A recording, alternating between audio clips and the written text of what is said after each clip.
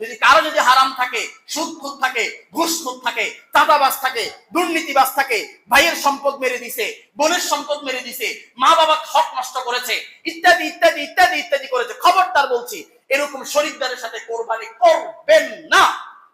নচেত ভাই কারো কোরবানি হবে না। প্রত্যেকের কোরবানি খতরা হবে।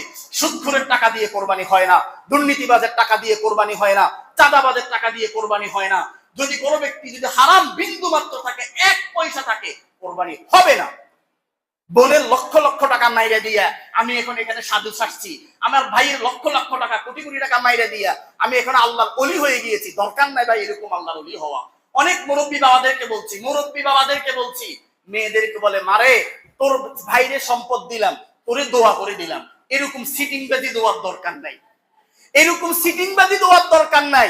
মেয়ের সম্পদটা মেয়েকে পরিপূর্ণ বুঝাই দেন, ছেলের সম্পদটা ছেলেকে বুঝাই দেন। হ্যাঁ, যদি সম্পদ ভাগ করার পরে ছেলে যদি আপনার মেয়ের ভাই যদি বোনের খোঁজ খবর না নেয়, সে আত্মীয়তার সম্পর্ক নষ্ট করার কারণে আল্লাহর দরবারে আসামির কাঠগড়ায় দাঁড়াবে।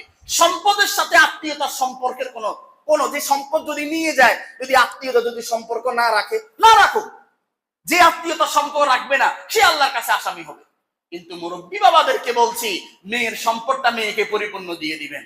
যদি কারো যদি মনের ভিতরে যদি 2 নাম্বারই থাকে, সন্তানকে বলে, মারে তোরে দোয়া করে দিলাম, তোর ভাইরে সম্পদ দিলাম, এই দোয়াটা করার দরকার নাই বাবা, এই দোয়াটা করার দরকার নাই বাবা। আপনার সন্তানকে আপনি সম্পদ দিয়ে দিবেন। যারা আজকে কোরবানি করছি আমরা হচ্ছি মেজবান, গরিব দুঃখী অসহায় হচ্ছে মেহমান। সুনান ইবনে মাজাহ 3123 নম্বর হাদিস, রাসূলুল্লাহ সাল্লাল্লাহু আলাইহি ওয়াসাল্লাম বলছেন, যারা কোরবানির সামর্থ্য থাকা সত্ত্বেও যারা কোরবানি করছে না।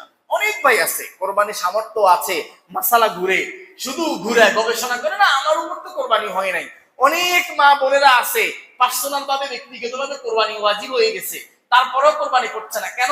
ওই যে গোপন ভাবে কিছু সম্পদ করছে, এরকম যদি কোরবানি করতে যায় স্বামী জেনে যাবে, পরিবারস্থ জেনে যাবে, শ্বশুর শাশুড়ি জেনে যাবে, ইত্যাদি ইত্যাদি ইত্যাদি ইত্যাদি।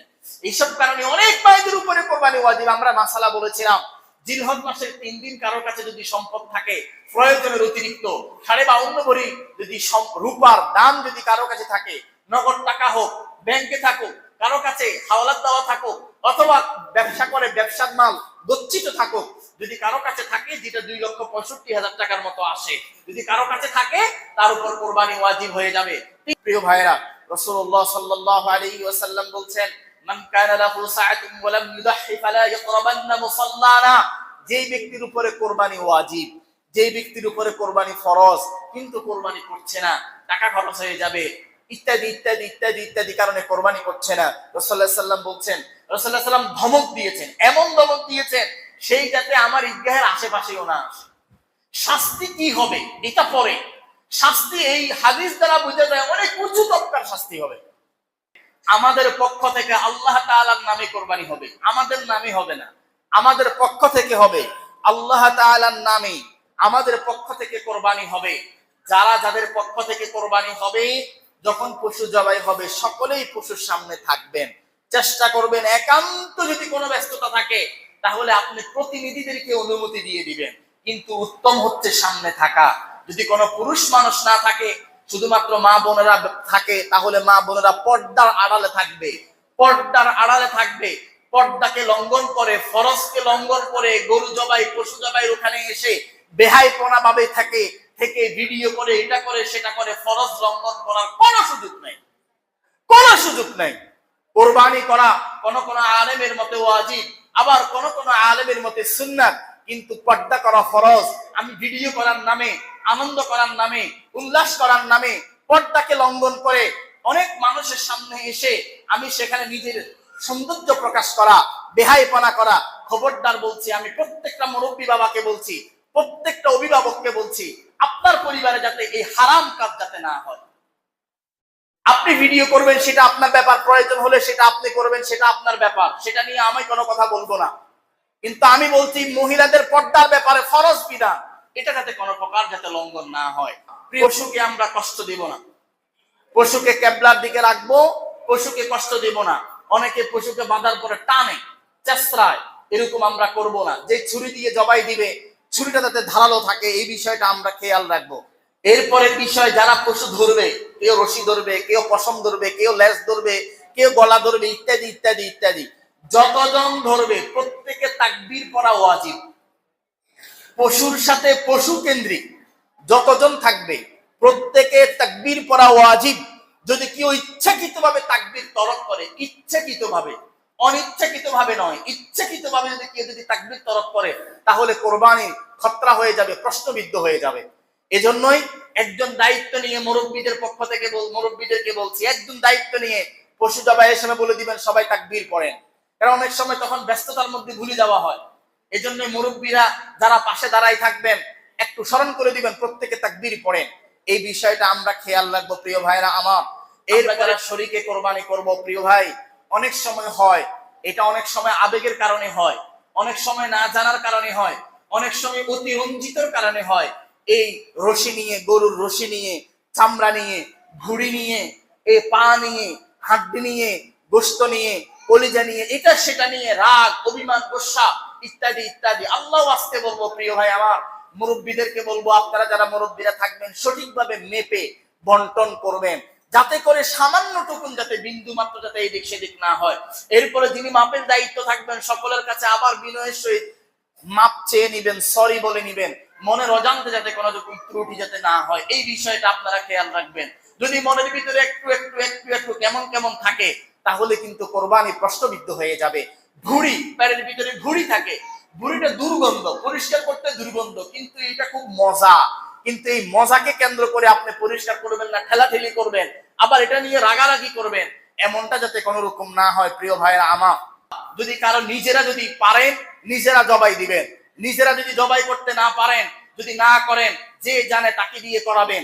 যে জানের মধ্যে আপনি ইমাম সাহেব হতে পারে, খতিব সাহেব হতে পারে, হাফেজ সাহেব হতে পারে, দিনদার হতে পারে, আল্লাহওয়ালা হতে পারে, আবেদ সালেহ সালেক হতে পারে, কোনো সমস্যা নাই, কোন দিনদার ব্যক্তি দিয়ে আপনি জবাই দিবেন, এই বিষয়টা খেয়াল রাখবেন প্রিয় ভাইরা আমার। এরপরে আমি আমার যুবক ভাইদেরকে বা যারা আমরা অভিভাবকদের পক্ষ থেকে যারা কোরবানি করছি, আমি বলবো প্রিয় ভাই, যার উপরে কোরবানি ওয়াজিব ওনার পক্ষ থেকে কোরবানি দিবেন, আবেগ দিয়ে নয়। আমার বাবা কয়দিন বাঁচবে, আমার মা কয়দিন বাঁচবে, আমি তাদের, আমার উপর ওয়াজিব, আমারটা না দিয়ে তাদের পক্ষ থেকে কোরবানি করে দিলাম, কিন্তু আমার ওয়াজিব রয়ে গেল, তাদের নফল আদায় হয়ে গেল, এমনটা করব না। তাদের উপর যদি ওয়াজিব হয় সেটা আলাদা, কিন্তু আমার নিজের ওয়াজিবটা রেখে অন্যের নফল কোরবানি আমরা করব না, এই বিষয়টা খেয়াল রাখবো প্রিয় ভাইরা আমার। এরপরে আমরা কোরবানি নিয়ে অনেক সময় আমরা অহংকার করি যে আমার গরু এত টাকা, আমার ছাগল এত টাকা, আমার এত মন হয়েছে, হিসাব করি প্রতি কেজি কত টাকা করে পড়ছে। ভাই এখানে আমি ব্যবসা করতে আসিনি যে প্রতি কেজি কয় টাকা করে পড়ছে আমি, তারপরে এখানে এখানে শুধুমাত্র আল্লাহ তাআলা লিওয়াজহিল্লাহ, আল্লাহ তাআলার সন্তুষ্টির জন্য, আমার এখানে যাই হোক আল্লাহর সন্তুষ্টির জন্য।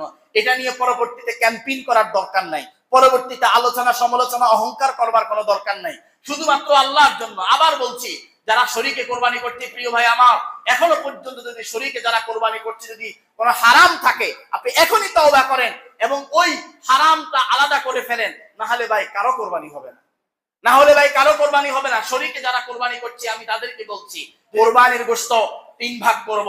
আমরা বলেছি, আগেও বলছি, এখনো বলছি। 1 গরিব দুঃখী অসহায়, 2 আপনজন আত্মীয় স্বজন, 3 নিজের। আগে গরিব দুঃখী অসহায়, গরিব দুঃখী অসহায়কে দেওয়ার পরে যদি আপনার থাকে ওটা আপনি ফ্রিজে রেখে 1 বছর ব্যাপী খান, সমস্যা নাই। আগে গরিব দুঃখীর হকটা দিয়ে দেন প্রিয় ভাই, গরিব দুঃখীর হকটা না দিয়া আমি ফ্রিজের মধ্যে ভর্তি করে রাখলাম, ভাই আল্লাহর দরবারে আসামির কাঠগড়ায় দাঁড়িয়ে যাব। এই কাজটা, এই পচা কাজ করব না, এই নোংরা কাজ করব না প্রিয় ভাই আমার। আমরা কোরবানি পশু প্রস্তুত করতে আমাদেরকে কর্মী, শ্রমিক, আমাদেরকে কসাই, আরো যদি আমাদের আঞ্চলিক ভাষায় বলি বদলা আমাদেরকে সহযোগিতা করে, কোনো সমস্যা নাই, তাদের সাথে আমরা কন্টাক্ট করব, টাকা দিব প্রিয় ভাই আমার। তাদের সাথে আমার পারিশ্রমিক থাকবে, ভাই তুমি আমার কাজ করবা, তোমাকে 2000 টাকা, 1500 টাকা, 1000 টাকা, যেটা কন্টাক্ট হয় আর কি, সেটা দিব। সেই কন্টাক্টটা দেওয়ার পরে এবারে সে একজন গরিব মানুষ, সে একজন অসহায় মানুষ, সে একজন আমার আপনজন রিলেটিভ, তাকে আমি কিছু হাদিয়া দেওয়ার দরকার, হাদিয়া দেব। কিন্তু আমি তাকে টাকা দিলাম না, আমি তাকে শুধু কোরবানির পশু থেকে গোশত বিনিময় দিলাম, এটা হারাম হবে প্রিয় ভাই, এটা হারাম হবে, এটা হারাম হবে, এটা হারাম হবে, বিনিময় করা যাবে না। আপনি কন্টাক্ট করবেন টাকা পয়সা, সেটা দেওয়ার পরে ওই ব্যক্তিটা গরিব অসহায় দুঃখী আপনার রিলেটিভ আপনজন, তাহলে আপনি সবাইকে হাত দিয়ে দিচ্ছেন, তাকেও হাত দিয়ে দিলেন, আপনার রিলেটিভ মানুষ তাকে একটু বেশি হাত দিয়ে দিলেন, দিতে পারেন, কোনো সমস্যা নেই, কিন্তু বিনিময় করা যাবে না। প্রিয় ভাই আমার, কোরবানির পশুর চামড়া আমরা বিক্রি নিজেরা ব্যবহার করতে পারবো দাবাঘাত করে, অথবা বিক্রি করে গরিব দুঃখী অসহায়কে দিব। আজকের দিনে আমরা যারা কোরবানি করছি আমরা হচ্ছি মেজবান, গরিব দুঃখী অসহায় হচ্ছে আল্লাহ তাআলার মেহমান। আমরা যে মেজবান, এই দায়িত্ব আল্লাহ তাআলা আমাদেরকে দিয়েছেন। আবার গরিব দুঃখী অসহায় মেহমান, সেটাও আল্লাহ তাআলা ওদেরকে করে আমাদের জন্য মুআফিক করেছেন যে তোমরা মেহমানদারকে মেহমানদারিত্ব করো। এই জন্যই অনেক সময় অনেক লোক বাড়িতে আসে, ভাই আমি বলবো কারোর সাথে রাগ করবেন না, কাউকে ধমক দিবেন না, কাউকে তাড়িয়ে দিবেন না। আপনি হয়তো একটু পরে দিবেন, তাহলে অপেক্ষা করতে বলেন বা একটু ঘুরে আসতে বলেন। আপনি হয়তো একটু বেশি করে দিতে চাচ্ছেন, কিন্তু সে ধৈর্য হচ্ছে না, তাহলে আপনি একটু কম করে হোক।